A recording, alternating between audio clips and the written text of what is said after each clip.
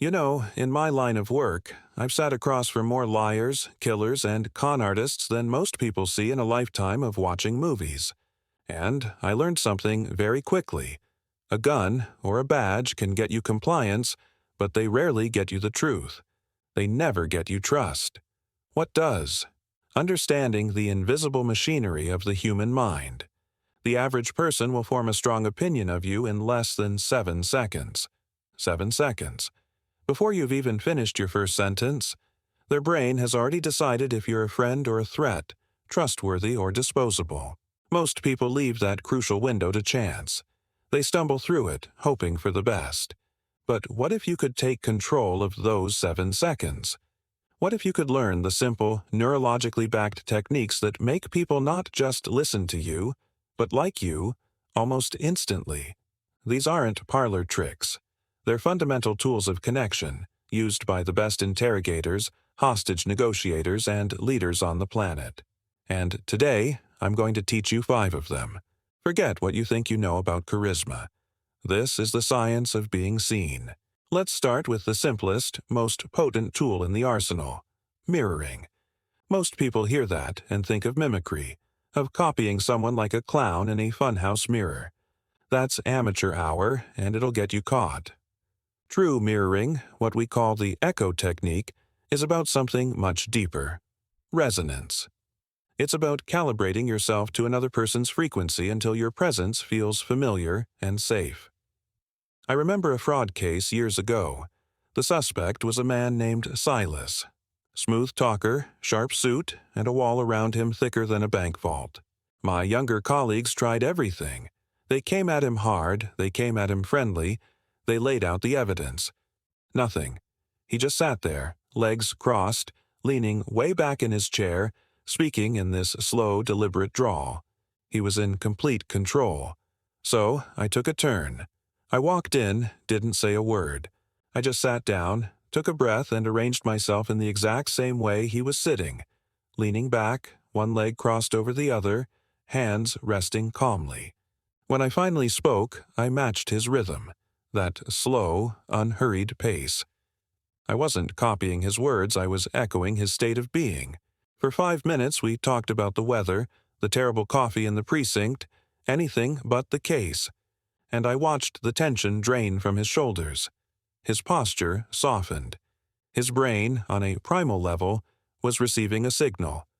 This man is like me. He is not a threat. An hour later, he was telling us where to find the money. This works because of something in your brain called mirror neurons. Think of them as the brain's Wi-Fi. When you see someone perform an action, or even express an emotion, these neurons fire as if you were doing it yourself. It's the reason you flinch when you see an athlete get injured or feel a pang of second-hand embarrassment. When you subtly echo someone's posture, their tone of voice, their energy level, you are activating this system.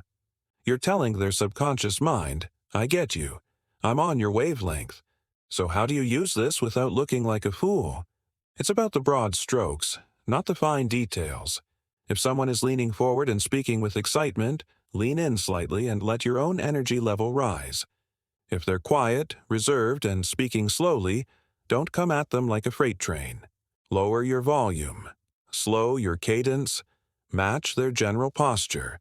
Are they relaxed and open? Or are they tense and closed off?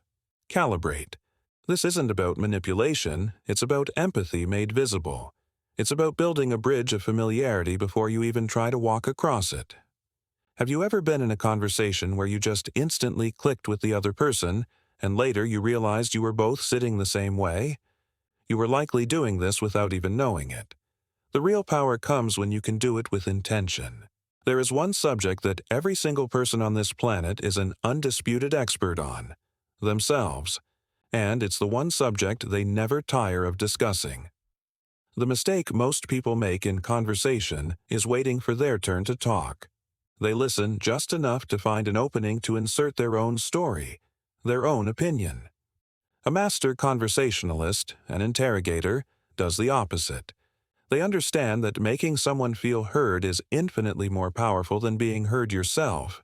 This is the foundation of the curiosity loop. Harvard neuroscientists put people in an fMRI machine and found that talking about oneself activates the same pleasure centers in the brain that light up for food, money, and sex. It's called the mesolimbic dopamine system.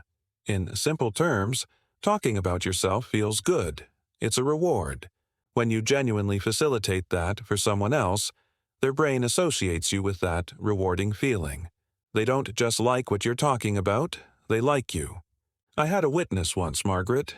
She saw the getaway car in a robbery, but she was terrified. Clammed up completely. The uniformed cops were grilling her. What color was the car? How many doors? Did you see the license plate? They were asking for data. She gave them one-word answers. It was a brick wall. I sat down with her and threw out the script. I said, "Margaret, the officer told me you were out tending your roses when this happened. Tell me about your garden." Her eyes lit up. For 20 minutes, she talked about her prize-winning hydrangeas, the aphid infestation last spring, the joy of seeing the first bloom. I just listened, asking small, open-ended questions. What was it like winning that blue ribbon? That must have been incredibly frustrating. I didn't ask a single question about the robbery. Finally, she brought it up. She said, "It was so jarring, seeing that car tear past. It was the same awful color as the fertilizer I have to use on the azaleas." And just like that, the information flowed. She felt safe because she felt seen, not as a source of information, but as a person. The key to the curiosity loop is to go one level deeper than the surface. Someone says they just got back from a trip to Italy. The amateur asks, "Oh, where'd you go?" The professional asks, "What was the one moment on that trip that made you feel completely alive?" The amateur asks your new colleague, "So, what did you do at your last job?" The professional asks, "What was the most interesting challenge you tackled in your last role?" Use questions that invite stories and emotions, not just facts. Phrases like, "What was that like for you?" "How did you get into that?" Or, "Tell me more about," are conversational gold. You're not just collecting data, you're inviting them to relive a positive experience and share it with you. Have you ever walked away from a conversation feeling amazing, only to realize you did 90% of the talking? That person probably mastered the curiosity loop. They didn't impress you with their stories, they impressed you by being impressed with yours.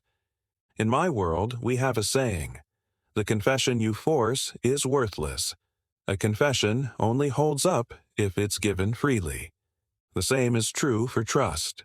You can't demand it. You can't strong-arm your way into someone's confidence. You have to invite them in.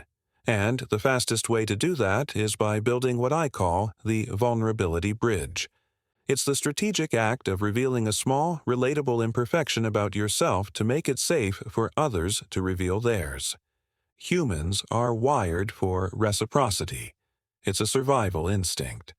If I give you food, you feel a subconscious obligation to give me something in return.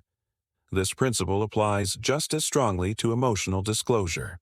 When you share something personal and slightly vulnerable, it triggers a powerful instinct in the other person to reciprocate, to match your level of openness. This creates a feedback loop of connection that can turn strangers into allies in minutes. The psychologist Arthur Aaron proved this with his famous 36 questions that could make strangers fall in love. The questions worked because they systematically escalated mutual self-disclosure. Let me be clear, this is not about trauma dumping on the person you just met at the checkout line. Sharing your deepest, darkest secrets with a stranger is alarming, not endearing. The key is relatability. It's about sharing a small, harmless failure or a minor struggle. I was once trying to build rapport with a high-level executive suspected of insider trading. This man was polished, arrogant, and impenetrable. Talking about his business was getting me nowhere. We took a break for coffee, and I accidentally spilled a little on my tie. I looked at it, laughed, and said, "Every time. My wife says I'm the only man who can make a $100 tie look like a bib in 10 seconds flat." It was a tiny, self-deprecating admission of imperfection. The executive, this titan of industry, cracked a smile for the first time. He said, "You think that's bad?" Last week, I walked into a board meeting with my shirt on inside out. Didn't notice until lunch. In that moment, he wasn't a suspect, and I wasn't a detective. We were just two guys who occasionally got dressed in the dark. The wall between us developed a crack. The conversation that followed was entirely different. You can build this bridge anywhere. Meeting new people at a party. Don't brag about your latest promotion. Mention how you tried a new recipe that was a complete disaster. On a first date? Don't present a flawless resume of your life. Share a funny story about a time you were hopelessly lost. It signals that you didn't take yourself too seriously and that you're comfortable enough to be human. It gives them permission to be human, too. So ask yourself, what is a small, relatable story you could share that reveals a harmless imperfection? It's not a sign of weakness, it's an invitation to connect on a real level, beyond the masks we all wear. It's the most courageous and effective way to begin. There's a fundamental human need that runs deeper than almost any other, the need to feel understood. Not agreed with, not fixed, but simply understood. Most people are terrible at this. When someone shares a problem or a frustration, our immediate instinct is to jump in with advice, to offer a solution, or to tell them why they shouldn't feel that way. Don't be sad. You should try this. It's not that bad. We think we're helping, but what we're actually doing is communicating. Your feelings are wrong or inconvenient, and I need to fix them so I can be more comfortable. The validation amplifier works in the opposite direction. It asks the practice of reflecting someone's emotional state back to them before you do anything else. When you validate someone's feelings, their brain's threat detection center, the amygdala, calms down. At the same time, the reward centers, the same ones we talked about earlier, light up. You are literally making them feel neurologically safe and rewarded, just by acknowledging their emotional reality. It is the closest thing to a conversational superpower. I've used this in high-stakes situations you wouldn't believe. I was consulting on a negotiation with a man who had barricaded himself in his home. He was screaming, irrational, convinced the world was against him. The tactical team was ready to breach. The negotiator on the line kept saying, "Calm down, sir. Let's be reasonable." It was like pouring gasoline on a fire. I got on the headset and said, "I want you to say this and only this. It sounds like you feel completely alone and that no one is listening. That must be infuriating." There was a pause. Then the man on the other end of the line broke down sobbing.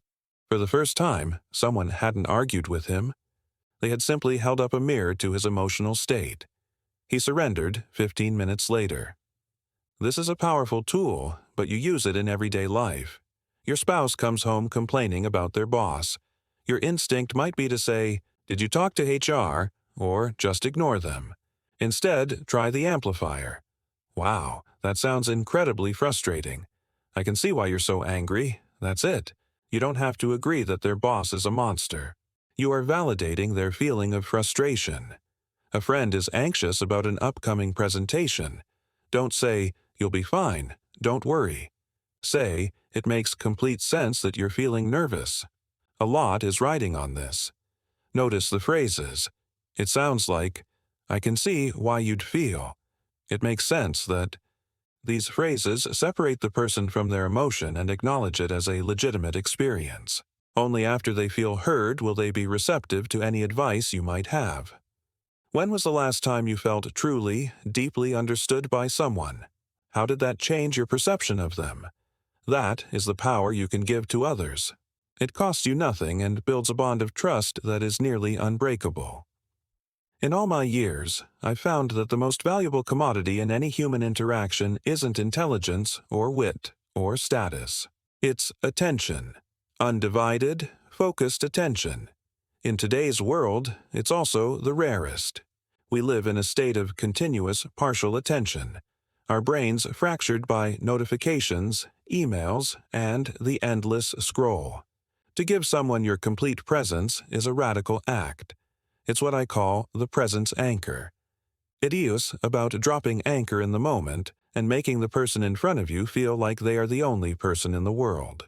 When you are fully present with someone, making eye contact, putting your phone away, truly listening instead of just waiting to talk, you are sending a cascade of powerful nonverbal signals. Your focus tells their ancient reptilian brain that they matter, that they are safe, and that they are worth your most precious resource, your time. Biologically, this can trigger the release of oxytocin, often called the bonding hormone. It's the chemical that fosters trust, generosity, and connection. You aren't just being polite, you are chemically engineering a bond of trust. Think about the opposite. I was once observing an interrogation of a young kid, barely 19, involved in a burglary. The detective asking the questions kept glancing at the clock on the wall and tapping his pen. His body was in the room, but his mind was clearly elsewhere. The kid was shut down, defensive. The detective wasn't getting anywhere. I swapped in. I pulled my chair a little closer, put my hands on the table, and looked him in the eye. I didn't look away. When he spoke, I nodded slowly to show I was processing his words. I paraphrased what he said back to him. Simple things. I didn't say much at all. But for 10 minutes, he was the absolute center of my universe. And he felt it. His entire demeanor changed. He went from a scared, defiant kid to a young man who just wanted to tell his story. He felt seen. This is perhaps the easiest and most difficult of all these techniques. It's easy because it requires no special scripts or postures. It's difficult because it demands that you fight the siren song of distraction. When you're talking to someone, your child, your partner, the barista at the coffee shop, put your phone away, out of sight, not face down on the table, but away. Angle your body towards them. Make eye contact. Not an intimidating stare, but a relaxed, engaged gaze. When they speak, listen with the intent to understand, not just to reply. The world is filled with people who are starving for a moment of genuine, human attention. When you provide that, you become an oasis in the desert of their daily life. People will remember how you made them feel long after they've forgotten what you said. Being truly present is the ultimate sign of respect, and it will draw people to you like a magnet. The question is, are you willing to give the gift of your full attention? These 5 techniques, the echo, the loop, the bridge, the amplifier, and the anchor, are not about becoming someone else. They are about stripping away the bad habits that create friction and revealing the authentic, empathetic person you already are. Use them not to manipulate, but to understand. Use them to connect. Because in the end, the quality of your life is determined by the quality of your relationships.